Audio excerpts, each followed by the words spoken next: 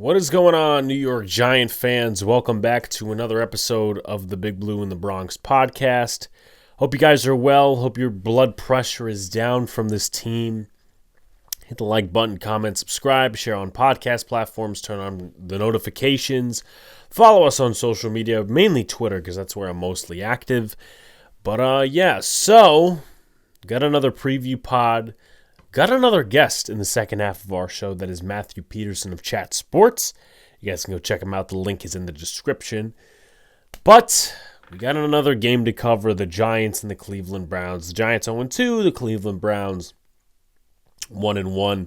Looking for their first home victory of the season because they got absolutely embarrassed at home week 1 against the Dallas Cowboys, who I think also sit at 1-1.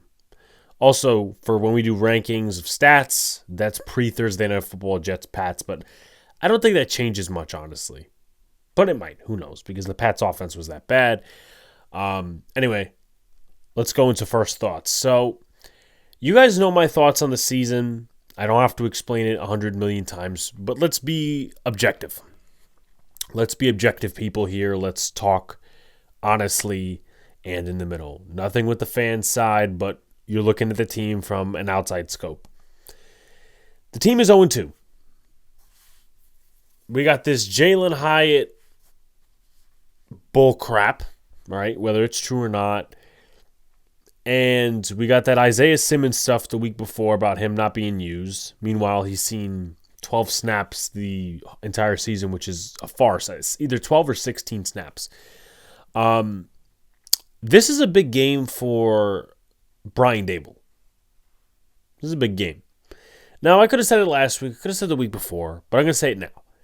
Because if you don't win this game, and no. I'm not talking about, they got to be competitive. And, no. They have to win this game. Every game from now on probably is in the must-win category for Brian Dable. Because I think, personally, Joe Shane is going to be given a longer leash, and there's going to be other perspectives taken.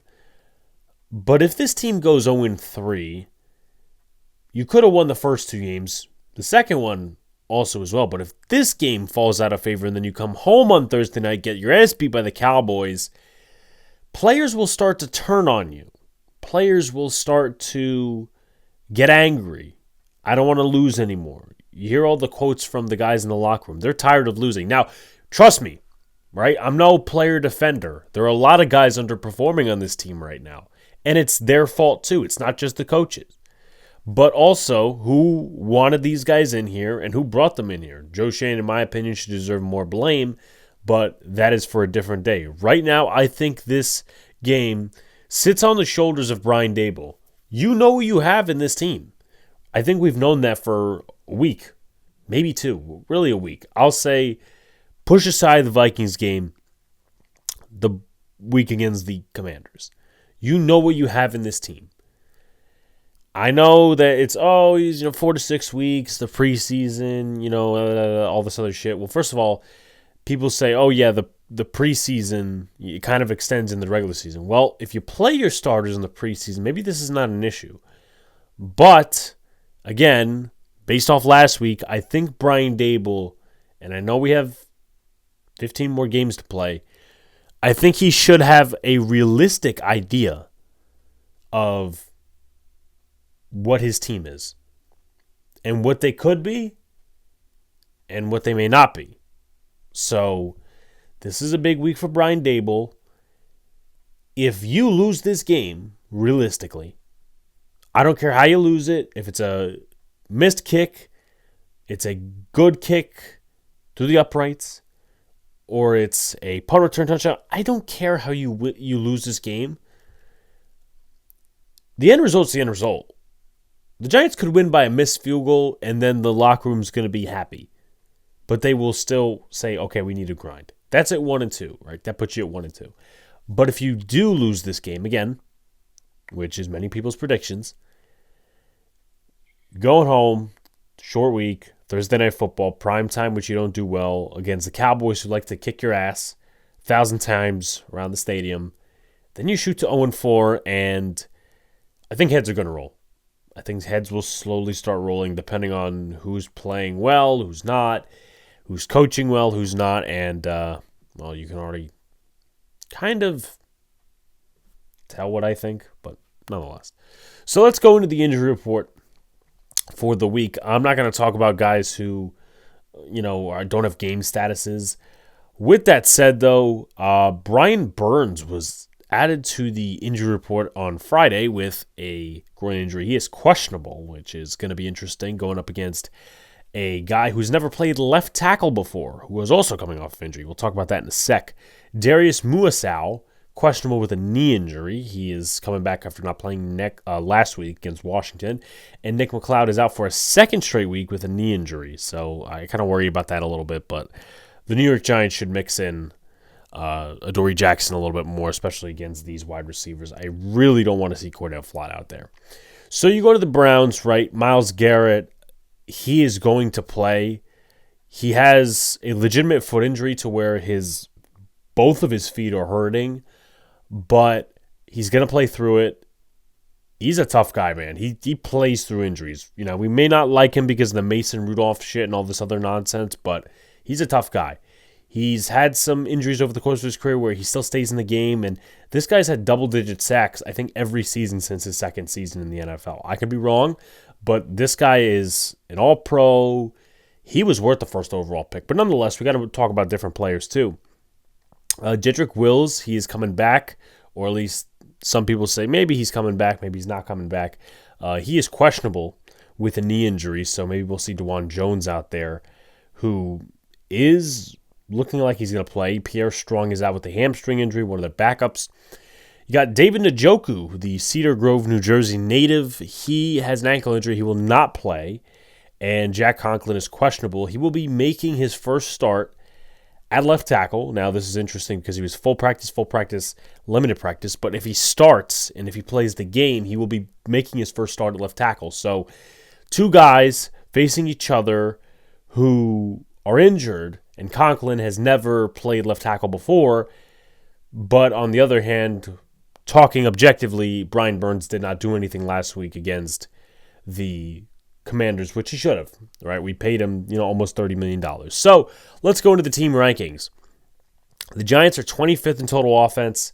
They're 24th in passing offense, 22nd in rushing offense, 31st in points. Defensively, they are 26th in total defense, 18th against the pass, 28th against the run, and 25th in points per game.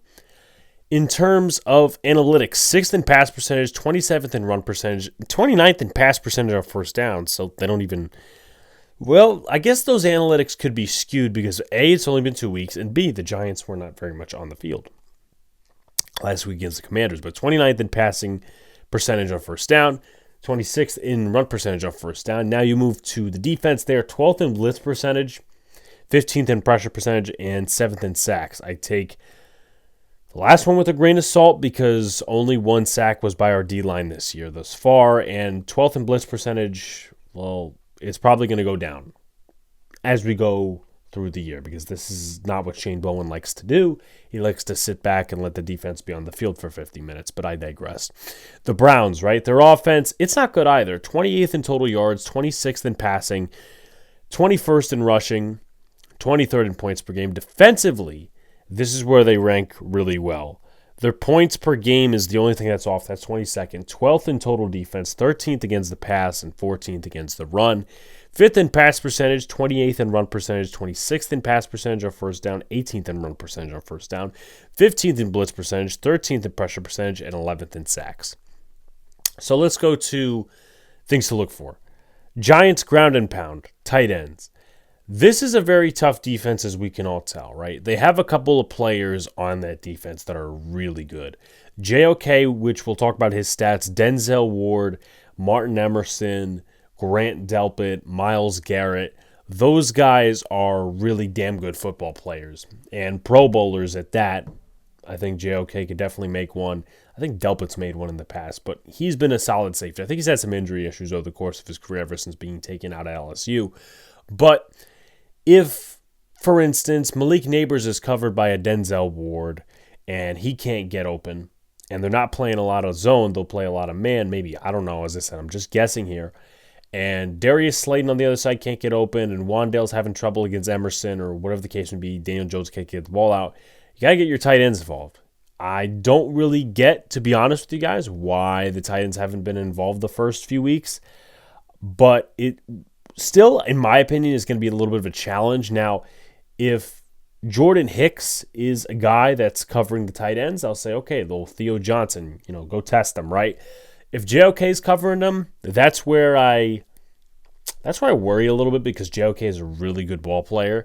And if Delpit's covering them, okay, I kind of have a similar concern just to JOK. But if McLeod is covering them, Rodney McLeod, he's been in the league for so long. I mean, he was with the Eagles for so long. We remember that name really well. But he's a guy that I would target if Theo Johnson's lineup. But either way, man, you got to get those tight ends involved. Enough with this, heavy personnel. Like, you can ground and pound, and I think that's the way the Giants' offense is going to work. But what happened to ground and pound and play action boot to the tight end? What happened to that? Like, I understand the last game the Giants wanted to stick with some old school offense, and Daniel Jones had an average game. But you just have to test out what works. At the end of the day, it's not about being smarter than the other team. It's about winning. It's about the end result, which is winning, right? If you score points, you score points. Now I'm going to talk about the defensive purposes. Let me jump back to the Browns penalties, because I'll have a little spoiler, for the second half when Matthew comes on. 24 penalties, which leads the league. Browns led the league, I think, last year in turnovers, and they were pretty up there in penalties as well. A lot of illegal formation, which actually does relate to the defense. So yeah, let me start there. Legal formation, some of the other rules that the NFL has put in. So the Giants should be able to take advantage, right? If they have a pass interference penalty or they have a holding penalty on the defense, the Giants offense has to take advantage, and the Giants defense has to take advantage, right? If it's an illegal formation or it's a holding penalty on one of the tackles and the move back 10 yards. The Giants have to take advantage of big opportunities like that, because they didn't last game. Well, they did to an extent in the red zone, but 3rd and 13, 3rd and 15, 3rd and 9, stuff like that. That's where your defense has to pin their ears back and rush the passer, and then the defense in the secondary has to cover really well. And the Giants did not do well on 3rd down last week, which hence led them to almost 38 minutes on the fucking field. So take advantage of the penalties. Browns, are they taking pressure off Watson? Are they using the ground game in Jerome Ford? They seem to run, at least from what people are telling me, run better outside the tackles. Now, here's my thing. The Giants are on a good run defense in general. If I would have said last year, I would have said, okay, yeah, we're facing the Browns, right? Do not attack our middle. If you want to get some good runs, go to the outside. It's really worked both ways this year, that teams have been able to run to the outside. They get a nice gain. Teams run to the inside zone, or halfback dive. It seems like both works. And at the end of the day, that's where a guy like Bobby Okereke and some of the other guys need to come in. Andrew Phillips has been playing his ass off, so is Micah McFadden. We need these older guys, these vets, Bobby Okereke, the edge players. We need them to step up a little bit more against the run, be a little bit more of an impact, right? Pinnock, I expect him to be a little bit better, because he was a little rough last week.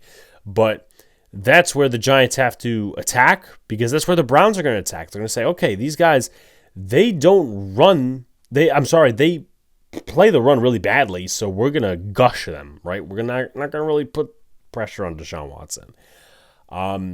Now, as far as the offense goes on the passing side of the football, I'm not too worried. The only player I'd be worried about is Cordell Flott. I'm not worried about Banks to an extent. I know Judy's a good wide receiver. He's not a 1. Cooper is getting older, but at the end of the day, I do worry about Cordell Flott, because he is almost unplayable at that second corner spot. Now, defensively, do we send the house at Watson? Do we play our guys back? I wouldn't mind sending the house at Watson. Their offense, leave out the Giants being terrible for 20 seconds. Their offense isn't great.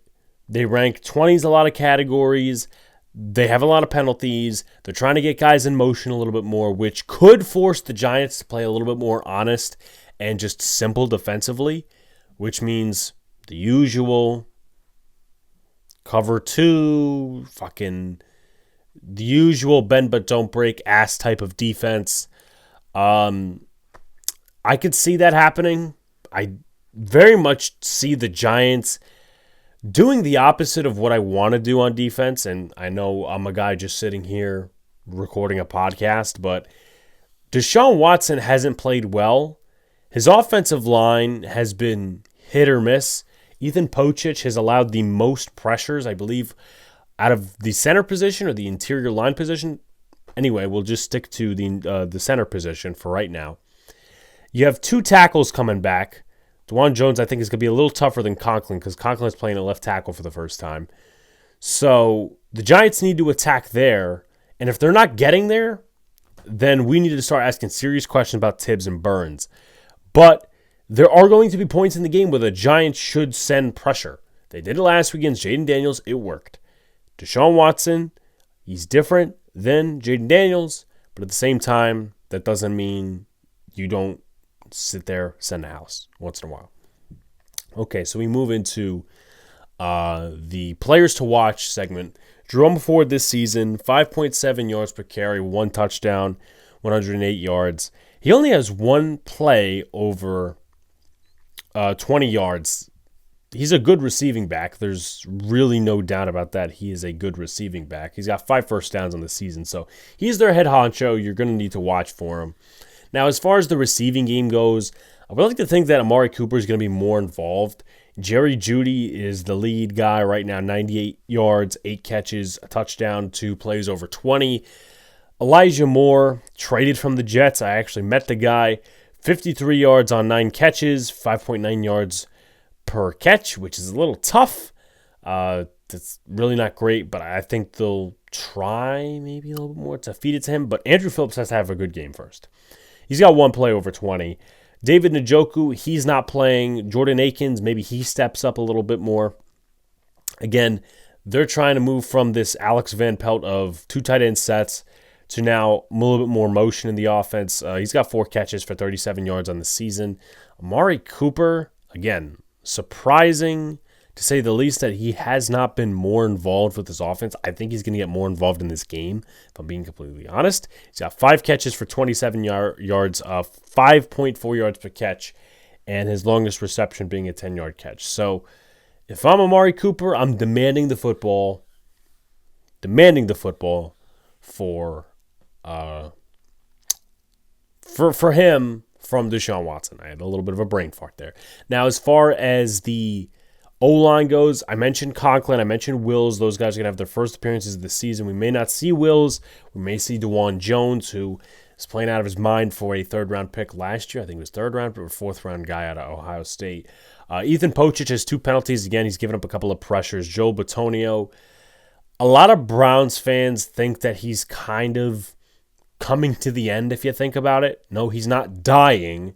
He is starting to slow up his play. I still think he's a pretty damn good guard. Wyatt Teller's also there as well. I love the Wyatt Teller story. I never get tired of hearing of it. So you move to the defense. Myles Garrett, he's been injured with the foot injury, but he's had some really good production. He's got a forced fumble in the last 2 games. He's got 6 quarterback pressures, 2 quarterback hits, 2 sacks, 2 TFLs, and 5 tackles.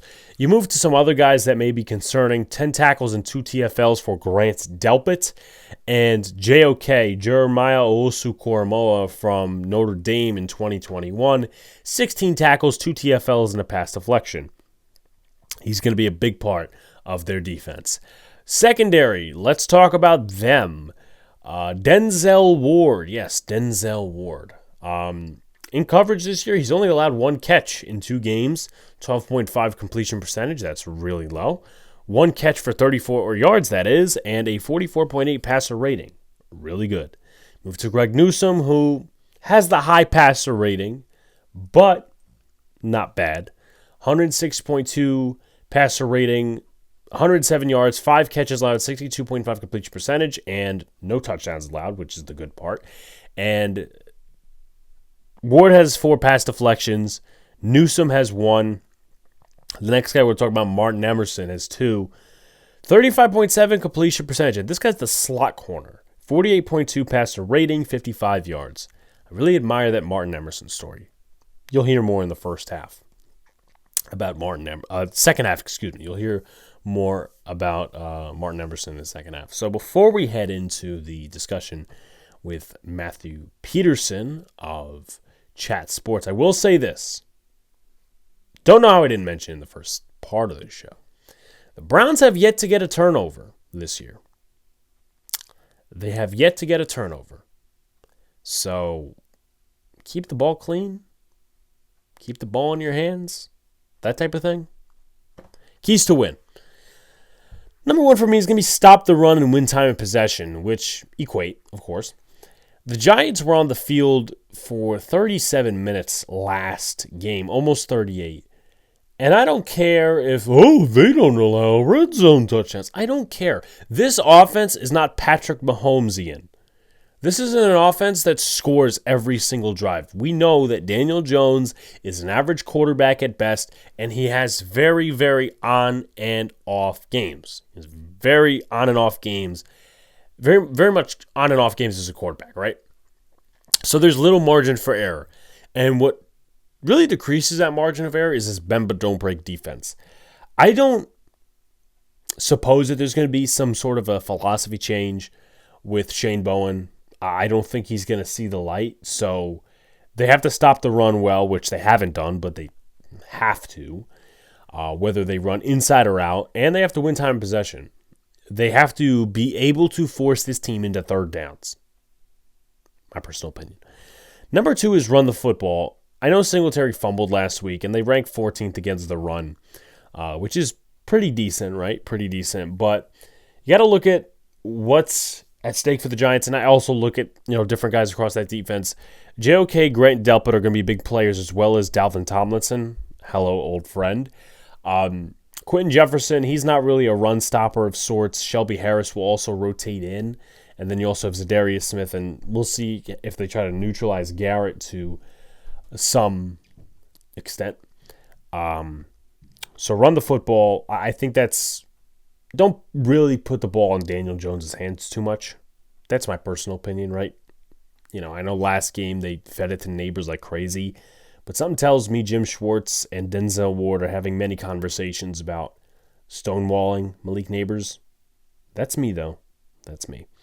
And then number 3 is get a turnover. Get a turnover. The Giants didn't have one last game. They had one, actually 2 against the Vikings. One that was a wasted opportunity, and 2, the game was already over at that point. So get a turnover. Get a turnover. This team, you could probably force Deshaun Watson into some mistakes. You probably could. As a score prediction, I will be at the game myself with Sox Arizona, who you guys should know from the channel. We used to do the Dead Red podcast. I'm going to go with a very disgusting end score, and I will say that the Browns will take it 19-7. These teams aren't good. The Browns are better than the Giants, and I think the Browns are slowly starting to come along, but they'll take a victory, whether it's nasty or good. The Giants will as well, but I just don't see the Giants husking up and coming out and taking this game from the dog pound. I don't. I'm sorry. But with that said, we'll send it over to the second half discussion with Matthew Peterson of Chat Sports. He covers the Cleveland Browns. Take it away. I'll go off the first 2 games just for some takeaways so we can learn a little bit of how the Browns have been doing before we get into specifics. Matt, takeaways, strengths, weaknesses from the first 2 games thus far from the Cleveland Browns. Yeah, appreciate you having me on, Alex. I'll kind of open up by saying, just 2 games in, so we just don't probably have enough data points to have a great idea as to who everyone is so far, with the exception of, the juggernauts like the Chiefs and the bad teams like the Panthers. But I would say that so far for the Browns, it's kind of been a tale of 2 different teams when it comes to the way they looked week 1 against the Cowboys, and then the way they bounced back in week 2 against the Jags. But to really condense this year, I'd say step one for the Browns is just trying to get healthy. I mean, they're kind of even recovering from injuries they had at the end of last year. They're still missing their top 2 offensive tackles. No Nick Chubb to open up the season. So trying to get healthy and then trying to get consistent quarterback play out of Deshaun Watson, which I'm sure Giants fans can relate to that when it comes to inconsistent quarterback play. But overall, this is a great defense that's going to pressure the quarterback with a really good secondary. Jim Schwartz is a longtime coach, so he's pressing all the right buttons. And the last piece of the puzzle for them is, can they just get back-to-back and back-to-back good games out of Deshaun Watson? Yeah, we'll definitely be going into that. But going into the coach first, I really like Kevin Stefanski. I think he's done a lot with a little, especially when you look at last year and Joe Flacco and all of that. What are the expectations for Kevin Stefanski this year? Last year, you guys made it to the playoffs, got eliminated early. Is there more expectations as far as advancing? I don't think that there are expectations from. Sorry, let me back up by saying I don't think there are any do or die situations for Stefanski this season. Him and the GM Andrew Berry, they both signed an extension before the season began. So ownership, Jimmy Haslam has gone through a lot of head coaches, but he has a lot of confidence in Stefanski. So if we're talking expectations, yeah, it's playoff win, but it's not like playoff win or bust, right? There's not that type of hot seat sitting under Kevin Stefanski, but you want to improve from last year. So after making the playoffs, they're going to be looking to win a playoff game. And I would say probably look to host a playoff game, right? Give the Browns their first AFC North division title ever. Yeah, definitely. Before we get into the quarterback and talk a little specifics in there, got to talk about the OC. Alex Van Pelt, now in New England, saw him on Thursday against the Jets. Obviously, that offense isn't looking good, but you guys hired Ken Dorsey, who was fired from Buffalo. Yeah. What are the differences between the two offenses, if you can relate? Because I know obviously sometimes you can't really tell, what the offense looks like 2 games in, but concepts, philosophy-wise, what do you think? So they moved on from Alex Van Pelt, AVP, to kind of get away a little bit from the 2 tight end sets, some of your more like jumbo packages, if you will, to get to more of a spread motion offense, which is what Ken Dorsey did a lot of in Buffalo. So right off the bat, like you can see the difference in scheme with the personnel. The Browns went into week 1 with just 2 tight ends on their roster. Right? Compare that to previous seasons. They were towards the top of the leaderboard in terms of 2 tight ends on the field. So that's a big change of, hey, we want to get away from that. So let's bring someone in who's got more experience with the offense we'd like to run, which is a little bit more of a spread style offense and shorter route concepts, but also more motion, which unfortunately has been one of the biggest issues for the Browns, not the motion itself, but penalties. I mean, they lead the NFL in penalties through 2 weeks so far, 24 penalties. And a lot of them have been those illegal shifts and just, small mental errors when it comes to guys in motion not getting set. So they're trying to do it. They're just not doing a great job of it so far. Yeah, definitely. Definitely those are backbreaking, especially if you don't have the great quarterback play. And we get into the quarterback. What do you think has been off with Deshaun Watson's game over the last few years? He's been a Cleveland Brown. And of course, his Houston days many, many moons ago, but he just hasn't been able to put it together consistently. And what do you think that's because of? Well, for starters, just lack of availability. So this is year number 3 for him in Cleveland. He played 6 games his first season after serving, what was that, an 11-game suspension, and then goes into year number 2 and battles injuries, right? He's healthy, then he's got a shoulder injury, then he's back, and then he's got a whole different shoulder injury, so he's out for the year. So he only plays in 6 games last year, and this year he starts off 2 games into the season. So step one for consistency is let's get him on the field, and let's get him on the field for a long stretch, right? He's never played more than 6 games in a row as a Cleveland Brown going back to 2022. But historically, Watson has not gotten off to good starts to the season. And this goes back to his time in Houston.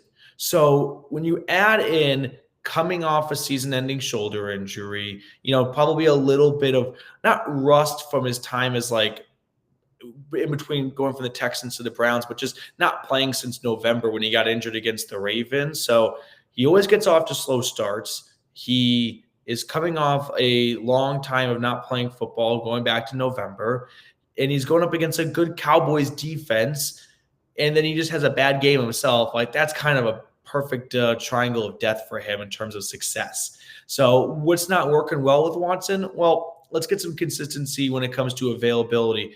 And then I believe as the offensive line gets healthy, right? It put it in Giants terms, like they're missing their Andrew Thomas. If Evan Neal was good, they were missing their Evan Neal. Sorry, but they're going into the season without their starting left and right tackle. So get those guys back, and then historically Watson improves as the season goes along. Yeah, definitely agree with that. Moving to the running back room, by the way, I will say, thank God for Jermaine Illuminor because he's kind of that Evan Neal replacement. But Yeah.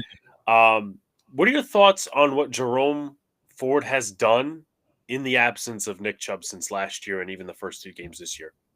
Ford has shown some really good flashes, like against the Jags. He had a 34-yard run, 36-yard run on fourth down to, not just pick up the first, of course, but really move him down the field. So I think for Ford, a lot of it comes down to, can we get some consistency? The offensive line, I think, has deteriorated a little bit as the seasons have gone by.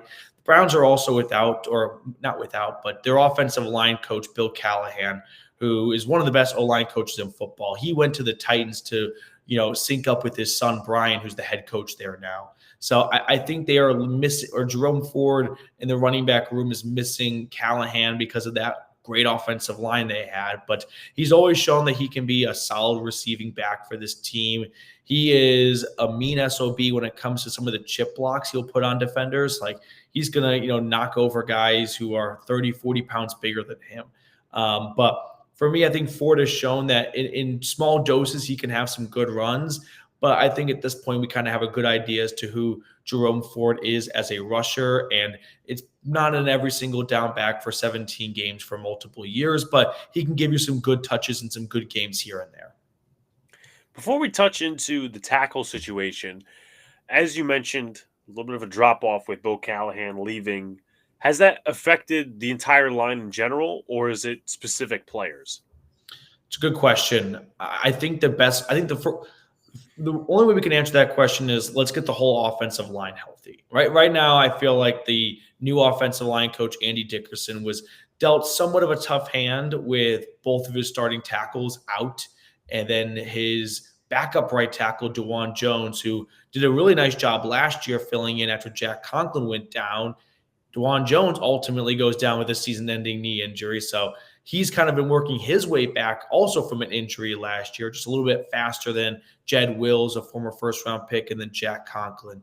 But I'm sure they're missing Bill Callahan. I don't know how you couldn't be. He's one of the best in the biz at the offensive line. But step one for the Browns is let's get healthy. And if things aren't working then we can kind of reevaluate and circle back to, all right, how much of this is just them missing Callahan? Yeah, definitely a interesting topic. Moving specifically to the players, do you think that there could possibly be rust with Conklin and Wills? I just looked at the injury report and they have no injury designation. Yeah, I'm sure there will be a little bit of getting back in the saddle. Jack Conklin, my prediction right now would be Conklin comes back before Jed Wills, and Conklin will go step in at left tackle as DeJuan Jones will stay at right tackle. And Conklin, throughout his entire NFL career, has been a right tackle with the Titans, where he was an All-Pro, and then with the Browns. However, at Michigan State, a decade ago now almost, he was a left tackle. So we'll see if he can pick it up. I'm sure, not to bring up Evan Neal again and pile on, but we've learned that just moving offensive alignment around isn't as easy as maybe your average fan thinks it is. Like there is some uniqueness to each position. So his first game back, and talking about Conklin now, his first game back and potentially at a different position than what he's played for 8-9 years, it's probably not going to be an ideal setting with Brian Burns opposite of him and Kayvon Thibodeau and Dexter Lawrence. So I think there is a reasonable presumption to be made that Conklin and or Wills, if they both play or one of them plays on Sunday against the G-men, there's probably going to be some rust, especially if Conklin is playing at left tackle, a foreign position for him. So I just want to get this straight before we talk about Wills for a few seconds. Yeah, Conklin has never, because I know Conklin's had an injury history a little bit with the Browns, right. and he's been there for so many years. He has never played a game at left tackle for the Browns. Am I getting that right? For the Browns, correct. For the Titans, his rookie season, so this was 2016, I think. Yeah. He played a couple of snaps a little bit at left tackle, but predominantly 99% of his snaps have been at right tackle. Okay. Just wanted to make sure of that, but I'm going to be negative about my team. And Brian Burns didn't necessarily step up last week against a questionable Commanders O-line, but nonetheless, there's been I've been looking at the Browns. Obviously, Jedrick Wills was in that same draft class as Andrew Thomas, and you guys drafted. I think it was a year ago. You took DeJuan Jones from Ohio State, and Right. there was a lot of definite concern about DeJuan Jones's weight, but a lot of people were impressed how he came on the scene. Now, did Wills not live up to the expectation of whatever pick you guys got him with in the top 10? Is DeJuan Jones the better right tackle? How would you make that evaluation? Jed Wills for being the 10th overall pick and going ahead of guys like Tristan Wirfs, unfortunately has not lived up to fan base expectations. The team itself is much higher on Wills than the fan base is. Wills played right tackle at Alabama, mostly because he had to protect Tua's blind side. So the belief was, okay, he's a right tackle, but he's more of a pass first right tackle, right? Well, usually in college, you get your best pass protector at left tackle to protect your blind side, but opposite with Tua. So the belief was he'll switch over to left tackle with a righty quarterback and it'll be no issue. And he so far has been a starting caliber tackle in the NFL. He has not looked like a Pro Bowl tackle. He has not looked like a guy that you're willing to give a 4 or 5 year big extension to or anything like that. But he also hasn't been downright awful where he needs to get off the field and we just chalk it up to this was a big draft mistake. For being the 10th overall pick, of course, expectations are very, very high, but Will so far has been pretty much as middle of the road as it gets when it comes to tackles. Okay, good thing to know. Moving we'll stay on the offense for a minute and then move to the defensive side of the ball. Yeah. Do you think that the Browns' game plan will be more geared to taking the pressure off of Watson and just ground and pound because the Giants' run defense has been downright awful? Mm-hmm. Or do you think that this game they're going to try to get the ball a little bit to the receivers more, like Judy and Cooper and those guys? I mean, our secondary is better than our run defense, but at the same time, at some point, you're going to have to see some consistency in more snaps for Deshaun Watson. Yeah, great question. Stefanski likes to point to the game plan often when the game is over in terms of the decision-making they made. The Browns are the most analytically driven team in the National Football League. They have the biggest analytics department in the NFL. So if all the analytics are telling them to run the football, they're not the team that's going to go with their gut. So I would expect them to look at the bad run defense for New York and try and exploit that.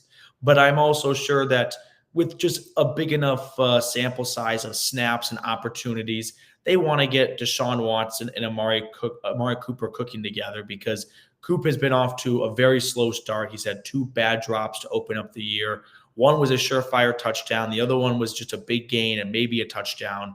So I'm sure they're going to try and get those two moving a little bit, especially with the Giants secondary, just not filled with, some elite shutdown corner or a guy that can completely take away a receiver. But knowing the Browns and knowing their love and affinity for analytics, this is a little bit of a tough balance because the analytics tell you pass, pass, pass. But they also say Giants have a bad run defense, run, run, run. So I'm sure that it's not going to be an overcompensation to run the football because of the bad run defense, but they're also going to probably try and attack that as much as they can. Yeah, definitely some Good points there. I didn't know that about the Browns being the most analytical driven NFL team, but If I you've guess it suits them. you seen the movie Moneyball and the character Yes. Jonah Hill plays, I'm sure you know. Yeah, he works for the Browns. So that's kind of what they got going right now. There's been a couple of different corners over the last few years opposite Denzel Ward, and I was really interested in that because they first had Greedy Williams, who really Mhm. could never stay on the field. Troy Hill came in, a couple other different guys. Greg Newsome seems to be taking that role. But I'm also interested about one of the other corners and what his story entails because I'm looking up stats for research before this, and I stumbled upon Martin Emerson. And the last two seasons, and again, there's only been 2 games this season, so it's only minimal. But it seems like he's had solid stats. What does his story really entail? I want to know a little bit more about him. Yeah, Martin Emerson, MJ for short. He was a third round pick out of Mississippi State. He's a very lengthy corner. That was why the Browns were really attracted to him. 6'1, 6'2. So he's got great size, great wingspan, which I think sometimes we overvalue certain measurements. I just saw, for example, Braylon Allen, the Jets running back, and he responded to a tweet that was like, "How did we let Braylon Allen fall to the fourth round?" And it's because he said, "Because you guys evaluated me when I was running in my underwear." So I think sometimes we read too much into the combine, but I think for corners, it's fair to read into the combine because, a quarter of an inch, an extra inch in height and wingspan, that's the difference between getting mossed or getting a pass breakup. So the Browns were very much attracted to the size that he brought into his portfolio. He didn't have a ton of stats back at Mississippi State in terms of bunch of interceptions, pick sixes, things like that. He wasn't filling up the box score necessarily, but the Browns were willing to bet on his dimensions and his size and his traits. And fast forward to here we are now in year 3, and he has quietly been one of the most consistent pieces on this defense. Denzel Ward's awesome. He's a Pro Bowl corner. He's a top 5 corner in the league. He also frequently runs into injuries. He's never played a full season. He usually averages about 3 to 5 games he misses every single year. He's had, unfortunately, a long history of concussions. Emerson, however, has been widely available for this team. And I mean, he doesn't have incredible speed or recovery speed or anything like that, but he's just got these huge, arms that just completely engulf you. And once you're kind of in his reach, it's over. Yeah. I was going to go on to something else, but I read this off of Twitter Mhm. from the lead Browns reporter, Mary Kay Cabot, said that Miles Garrett revealed both feet are bothering him, that there might be a procedure down the road that he has to do, and it's possibly related to the double foot surgery he had when he was a child. How much concern do you draw off of this? Obviously, not for this game because the Giants are a lesser opponent, but for games down the line, how much more do you think he could possibly hold this out because again, 3 weeks. Sometimes he doesn't practice or whatever, but it seems to be getting worse. Unfortunately, Garrett has actually quietly dealt with a handful of pretty major-ish injuries. Go back 2 years ago, 2022, he flips his Porsche while driving home from practice. Um, Plays through it. You know what I mean? I think he missed one game as a result of that. But you flip your car over, just take your average human being, like that's going to hurt a lot. And that's probably going to really limit you. But he just kind of persevered. Last year, he leaves the Broncos game in November in a sling, and he plays every single game after that, except for Week 18 when they shut down their starters. So he's pushed through a lot of injuries, and he still puts up incredible numbers. But I'm sure this foot injury is not something that you shouldn't just gloss over. And who knows if a procedure is down the road, is in like if it could be mid-season if this thing doesn't go away, or maybe he wants to put it off until the off season. But he has dealt with a lot of injuries before, so this is not foreign ground for him to be dealing with a side injury but still play on Sunday. And he's a reigning NFL defensive champ, so he knows a thing or two about playing through some injuries. Yeah, definitely. As far as the Browns' defense, they have not gotten any turnovers this year, which I'm a little surprised. I already know the answer to this one, or at least I have a prediction for that answer. Will they get one this week? Yeah, they have unfortunately been on the wrong side of some turnover luck, as people like to call it. Myles Garrett has forced 2 fumbles. Both of them were recovered by the offense. Sometimes the ball bounces your way, sometimes it doesn't.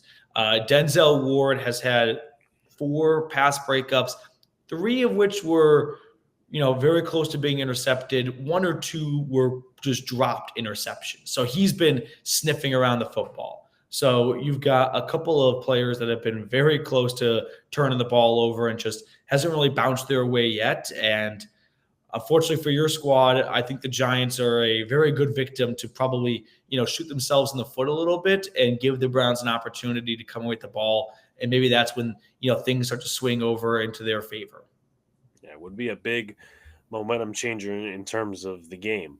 Uh, as far as the penalties, league leading 24, we talked about it earlier. Do you think that it's just a bad stench right now that, it's just to start the year and that it eventually will kind of go away? Because you talked about some of it being illegal procedure penalties, this new illegal formation penalty that the NFL has put in. Do you think it's just a temporary thing? Last year, the Browns led the NFL in turnovers and won 11 games. So they learned how to play alongside a lot of self inflicted wounds and still overcome that. Wouldn't be surprised if this year they swap out all the turnovers with penalties and they're like, we're a very talented bunch and we're going to find a way most times to overcome this. But this is our Achilles heel. So last year, the talk every single week was got to get the turnovers down, right? They never went down. So this year, the talk is got to reduce the penalties. That's how Kevin Stefanski opened up his presser on Monday. We're going to make it the biggest focal point of the week, reduce the penalties. Heard that last year, didn't really translate. So we'll see. I'm sort of in the camp of I'll believe it when I see it. That's a good mentality to live by. That's basically my mentality. Also, extra note to add in, because I didn't even know this. Again, I don't know why I didn't check my Twitter before this, but it's all fine and well. Brian Burns was added to the injury report and is questionable with a groin injury. So if he doesn't play, and I don't trust the Giants with injuries since the last week's kicker debacle, we'll see where Brian Burns goes, and if he doesn't play, then that's a little bit of a saving grace, I would say, for Jack Conklin. But then again, it's not like he showed up much last week. Anyway, moving to further game plan, X factor on offense for the Browns, X factor on defense for the Browns. Great question. X factor for the Browns on offense. I always try to avoid like a big name for X factor because I feel like that kind of defeats the purpose of it. But how about Elijah Moore? He's quietly been a go-to guy for Deshaun Watson. He leads the team in receptions, or he's right behind Jerry Jeudy. I don't remember off the top of my head. But Elijah Moore has quietly been a safety blanket. And as Cooper kind of works his way out of this funk, I would keep an eye on number 8 because, of course, all eyes are going to be on number 2, Amari Cooper, number 3, Jerry Jeudy.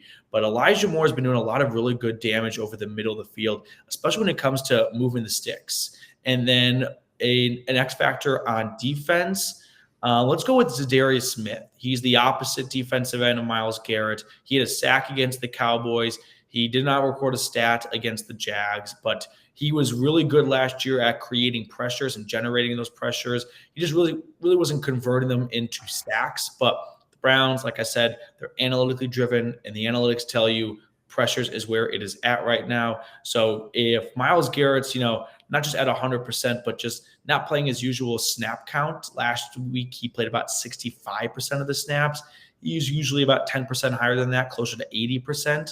So if he's missing, 8-9 snaps that he usually doesn't miss, that's another 8-9 snaps for Zadarius Smith to make an impact on the game.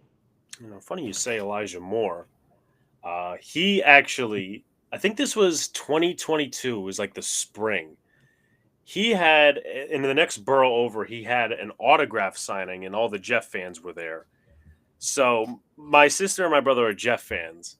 And I'm like, you know what? I'm going to tag along too and actually put on a Giants jersey. So he was very nice. I got a picture with him, and then I got a signed autograph from him. So, but I for 20 seconds I forgot he was on the Browns. But I remember, he wasn't as impactful last year in year one with Cleveland as maybe people would have hoped for, just because it was a second and third round pick swap. He was a former second round pick, and he wasn't bad or anything. He just wasn't that 1,000-yard guy people kind of were hoping he would be. Yeah, and there was questions about utilization within the Mike LaFleur offense. Mm-hmm. X factor for the Giants on offense and defense, if you were a coach or if you were just doing a report or whatever, a player you would look to stop on offense, a player you would look to stop on defense. How many times can I say Malik Neighbors? I mean, he before Thursday Night Football, and I'm probably confident saying even after Thursday Night Football, he still leads the NFL in receiving yards. I mean, he has looked like truly the next Odell Beckham Jr. So with that being said, I look forward to him being a Brown in about 5 or 6 years. But anyway, yeah, Malik Neighbors, I feel like for the Giants, if there's a path to winning, it probably involves a couple of balls bouncing your way with some good plays and special teams, but getting Malik Neighbors over 100 yards and a score or two. So Denzel Ward, Malik Neighbors, that should be a really fun matchup to watch. But if we're going to name below Malik Neighbors, Devin Singletary has quietly been a little bit of a bright spot, especially when it comes to just generating some of those big runs. And if not for the fumble last week, I'm sure he's even pounding his chest a little bit more. But Singletary has definitely popped up my radar as he may not be a household running back name, but he's put together some really good runs. And then on defense, Deonte Banks, the second-year guy out of Maryland, I know he had a pretty solid rookie season, I think is a fair way to describe it. Some ups and downs, but it's a rookie. What can he do going up against Amari Cooper? Can Amari Cooper get himself back into that 1,000-yard form that he had last year by using Deonte Banks as kind of a jumping off platform? Good points all around. And finally, just in case I didn't include anything else earlier, even though I think I did at the beginning, but chance for you to plug anything. Where can people find you in your work? Oh, appreciate that, Alex. Chat Sports, Browns Report by Chat Sports. So for any Browns fans watching this right now, or any Giants fans that you may be looking for a second team, you want to pick up an AFC team, feel free to check us out, Browns Report by Chat Sports. But really appreciate you having me on today, and looking forward to hopefully a good game for I would say both teams, but just let's get some good football, because the NFL, the offenses across the league have been kind of miserable so far. So I would not hate. As much as I would love to see the Browns win by a bazillion points or whatever, we get a nice 28-24 game. I think everyone's going to go home feeling better than they have the last couple of weeks. I would love that. I mean, I don't have any great projections for this game. I think the Browns are definitely going to win. But I think if anything, my opinion on the way this game is going to go is probably going to be ground and pound. Giants give up the ball for 37 minutes like they did last week. So it'd probably be, I'll probably say this in the beginning half of the show, but probably I'm going to say 19-7 Browns. See, that's what I'm thinking too, but I think we're all kind of tired of 19-7. I trust me, I am. As great as that would be, I don't want to see the Browns defense give up 24 points to Daniel Jones, and I'm sure I'll regret that if that does end up happening. But for the sake, for all football fans out there, it would be nice to get something good going for once. Yeah, not this sloppy, weird offense. But we appreciate Matthew coming on and taking about half hour out of his day to talk with us for Giants Browns. Follow him, Chat Sports, do all that good stuff. As for this podcast, like, comment, subscribe, turn on post notifications, share out on podcast platforms. We appreciate you guys, and we will talk to you later.